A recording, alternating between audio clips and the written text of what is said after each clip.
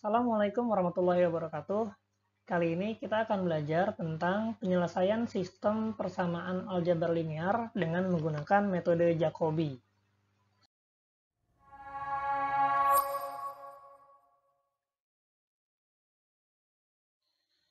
Pada pertemuan sebelumnya, kita sudah mempelajari tentang direct method, salah satunya menggunakan Gauss elimination.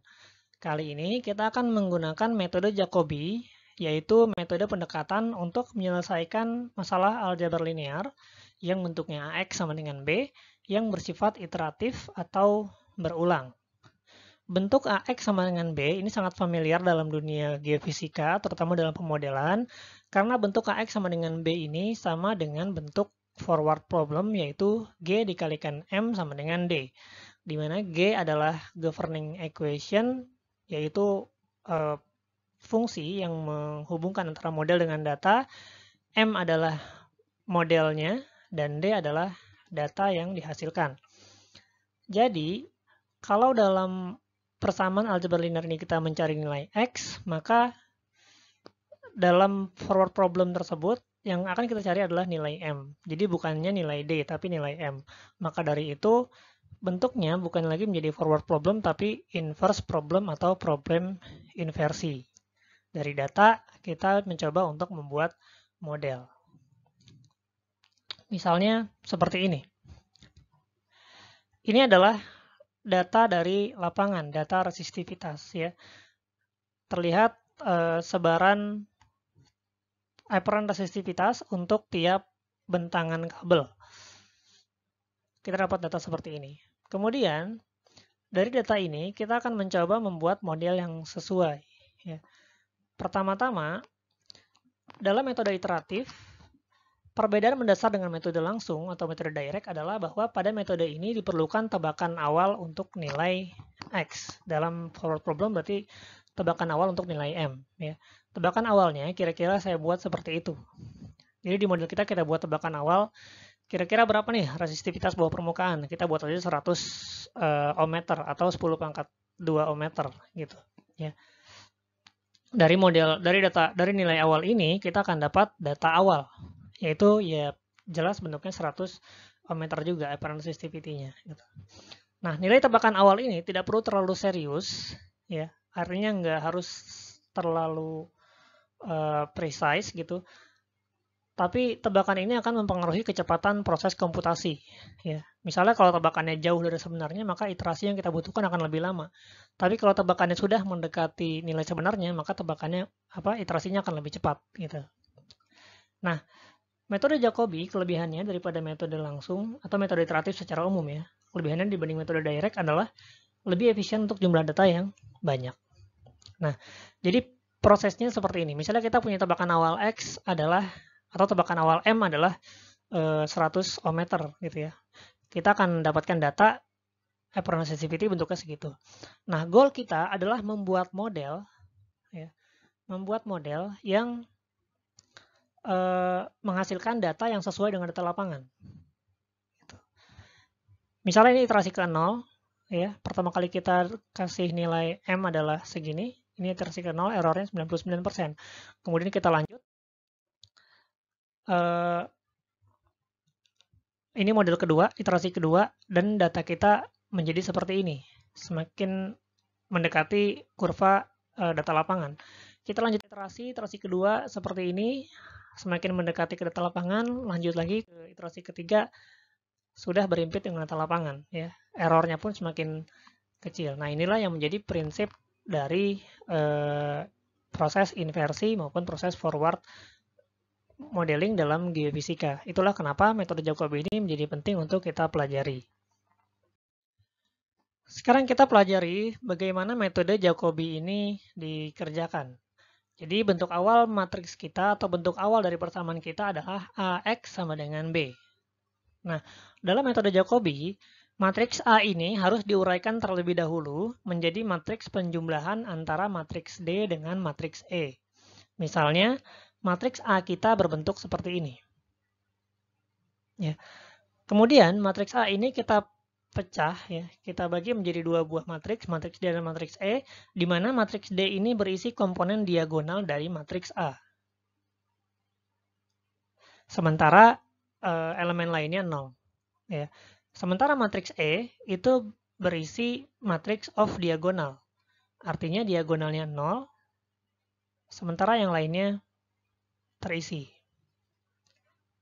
Itu langkah pertama. Selanjutnya kita mencoba untuk menyelesaikan persamaan AX sama dengan B, di mana kali ini kita akan mencoba untuk mencari nilai X. Karena persamaan A tadi sudah kita uraikan menjadi D dengan E, maka persamaan AX sama dengan B menjadi D ditambah E dikali X sama dengan B. Kemudian kita uraikan kembali menjadi DX ditambah EX sama dengan B. Sehingga kita mendapatkan persamaan akhirnya di mana X sama dengan D minus 1 dikalikan B dikurangi E dikali X. Ini adalah persamaan akhir untuk mencari nilai X di iterasi berikutnya. Ya, di iterasi berikutnya. Di mana X yang ada di sini itu adalah X iterasi sebelumnya. X yang di depan ini adalah untuk iterasi yang sedang berjalan atau current iteration gitu ya. Nah, kita memerlukan nilai D-1. D-1 adalah reciprocal matrix dari D. Untuk matriks diagonal, karena D ini matriks diagonal, maka reciprocal matriksnya hanya tinggal seper dari tiap elemennya saja.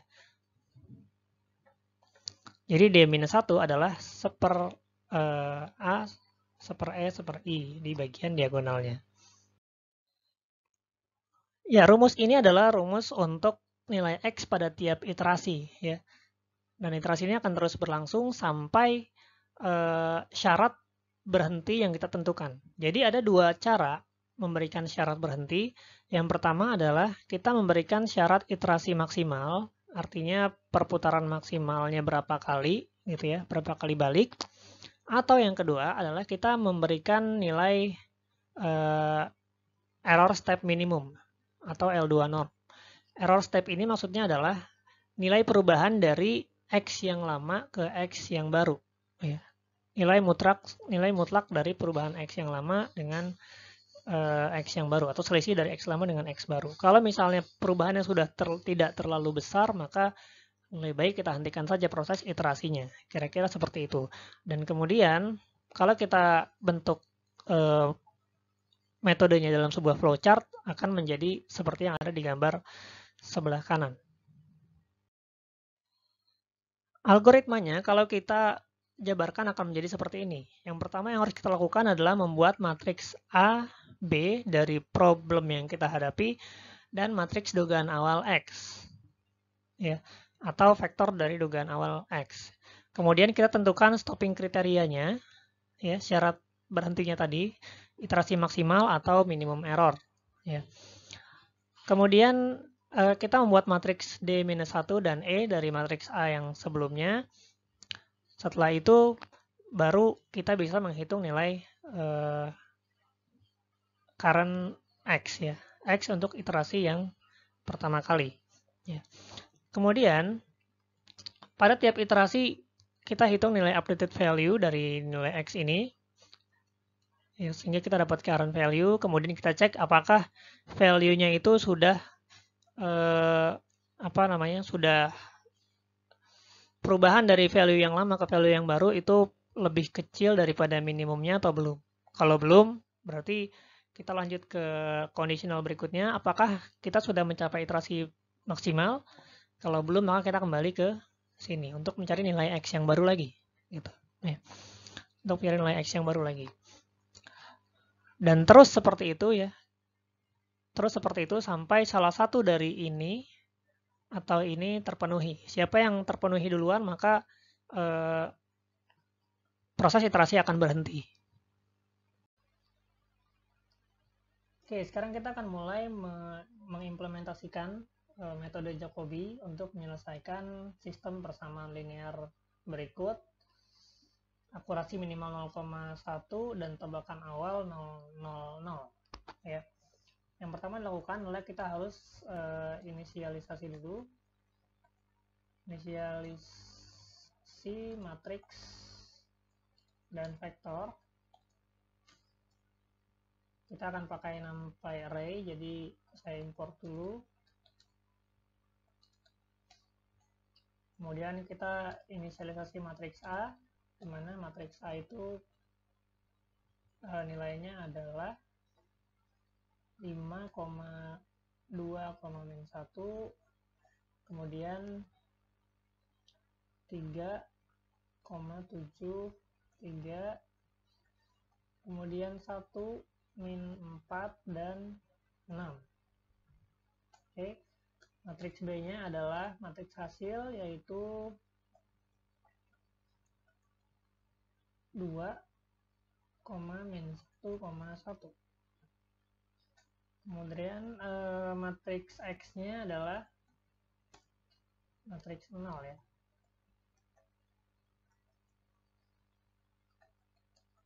Oke, kita sudah inisialisasi. Kemudian sekarang kita bisa mulai memasukkan atau membuat fungsi iterasi Jacobi-nya. Membuat fungsi iterasi Jacobi. Oke, def Jacobi.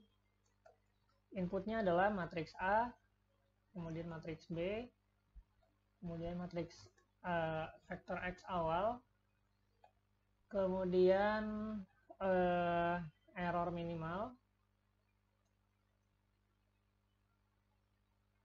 kemudian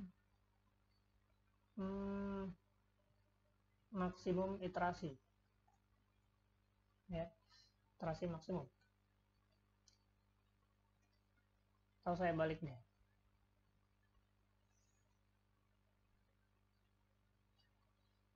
Oke, kemudian kita akan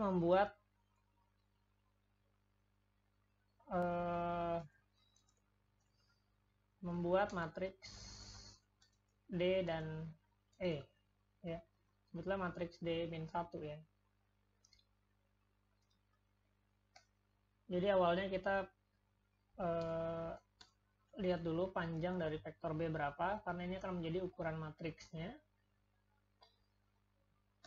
Ukuran matriksnya N sama dengan ln B, kemudian D-nya awalnya kita buat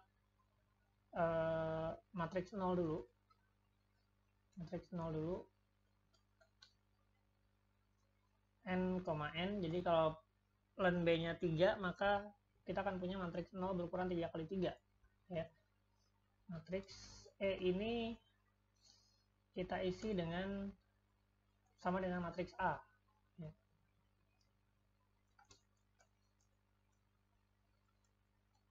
Jadi ini matriks 0 berukuran N dikali N.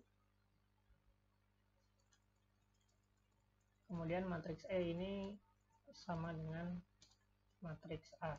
Kenapa sama dengan matriks A? Karena nanti kita tinggal kosongkan diagonalnya. Kalau yang D, kenapa kita pakai 00? Karena kita tinggal isi diagonalnya, gitu ya. Nanti diisi, dikosongkan diagonalnya. Sementara kalau ini nanti diisi diagonalnya.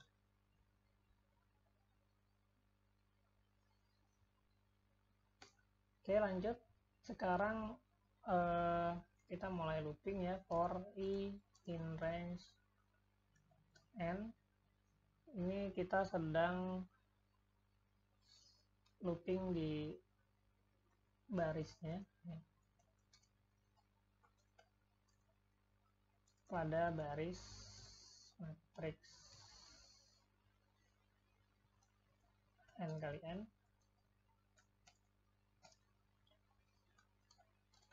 Kemudian J in range N, sekarang kita looping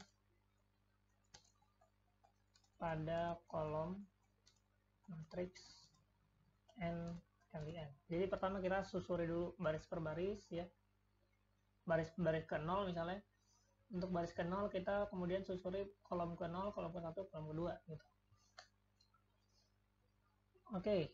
Kemudian if I sama dengan J, artinya kalau I-nya sama dengan J, Kalau sama-sama 00, sama-sama 11, sama-sama 22, berarti kan dia berada di diagonalnya gitu ya.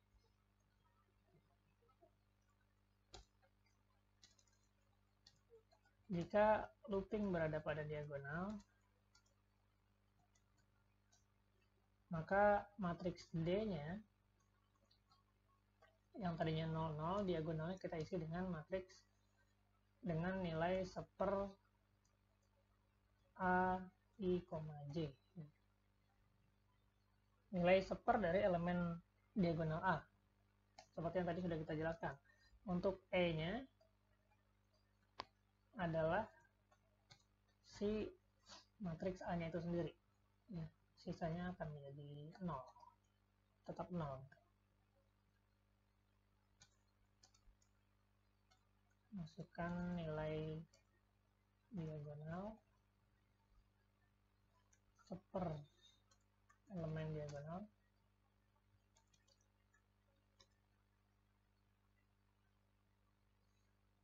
Kemudian kalau ini, ini dikosongkan ya. Ini dikosongkan. Kosongkan nilai diagonalnya. Oke. Harusnya sekarang kita udah punya matriks D-1 dan matriks E. D-1 saya bilang aja matriks D ya. Oke, kemudian setelah itu harusnya kita sudah siap untuk mulai proses iterasinya. Proses iterasi itu berlangsung dari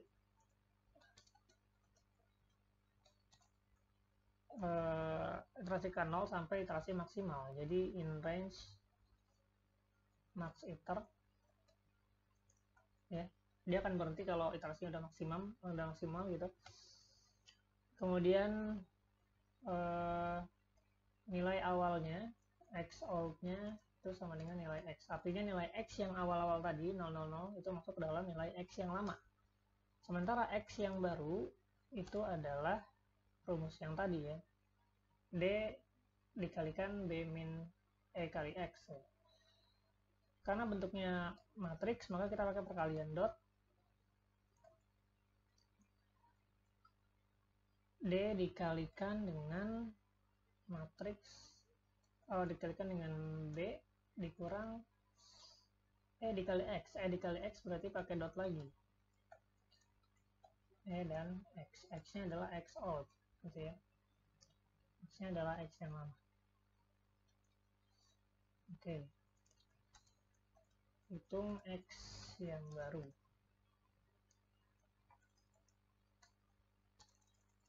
Oke, ini adalah X yang X lama. Hitung X yang baru. Oke, kemudian kita juga punya stopping kriteria yang lain, yaitu error minimum tadi. Jadi if norm dari nilai X yang lama dengan X yang baru itu kurang dari error min, lebih kecil dari error minimal yang kita minta, maka seharusnya prosesnya berhenti. Ya, prosesnya berhenti.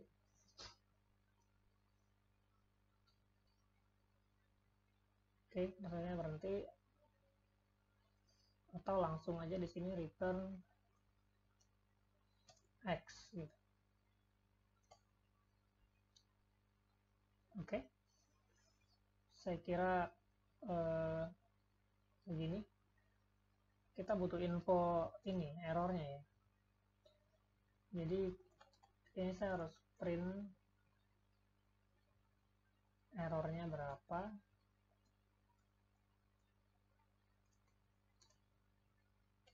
Dimana errornya akan sama dengan nilai ini. Oke, kira-kira begitu. Tapi kalau dia nggak eh, belum mencapai error minimal sampai maksimum iterasi, maka dia juga harus berhenti ya. Loopingnya juga harus berhenti karena udah sampai maksimum iterasi. Jadi di sini saya print juga, kalau dia nggak masuk ke if-nya ya, berarti dia normnya nggak, masih lebih dari error min. Sekarang kita print sama kayak yang tadi.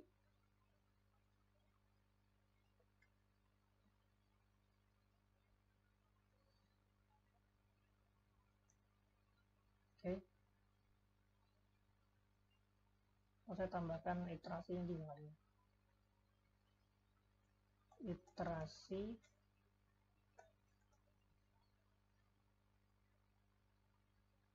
Iterasi ke i ya, errornya sekian. Ini pun demikian. Iterasi ke i, errornya sekian, kemudian return x. Oke, saya kira cukup ya. Coba saya run. Oke, nggak ada masalah. Kemudian coba kita panggil ya. Coba kita panggil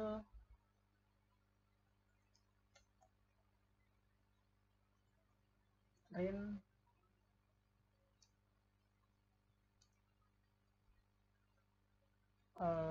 Jacobi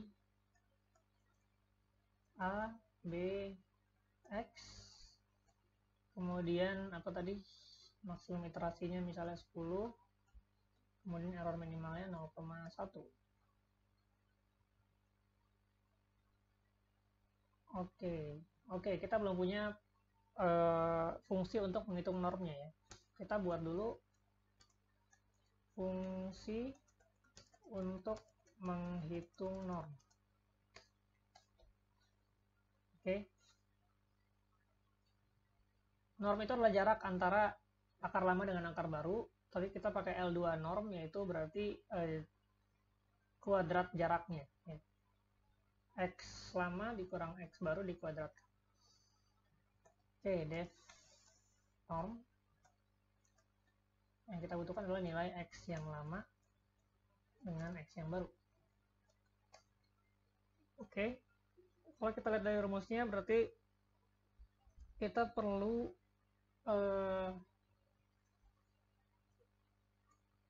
mencari nilai sumasinya dulu ya, nilai totalnya dulu.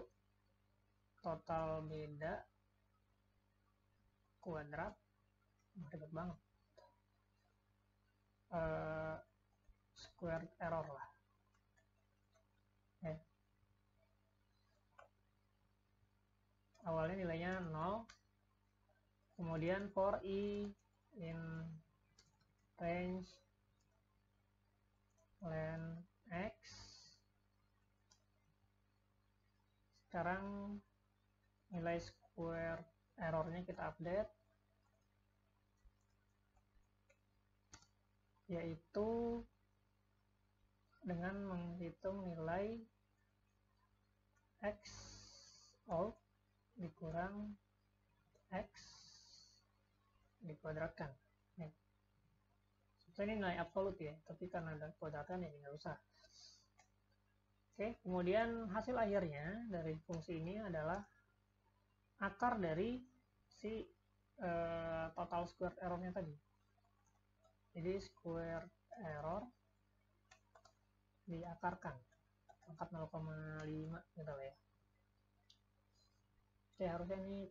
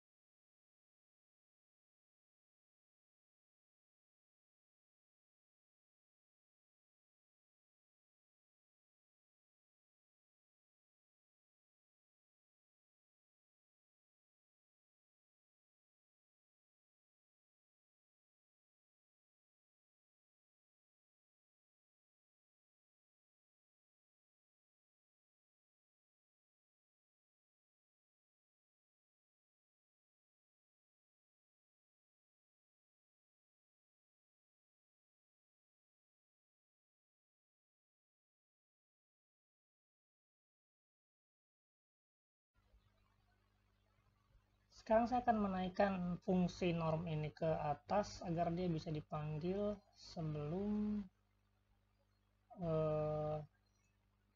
kita memanggil fungsi Jacobi-nya, ya. Sebelum kita memanggil fungsi Jacobi-nya.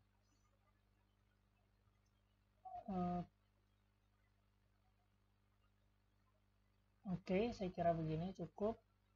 Kita coba run. Oke, none. Divided by 0.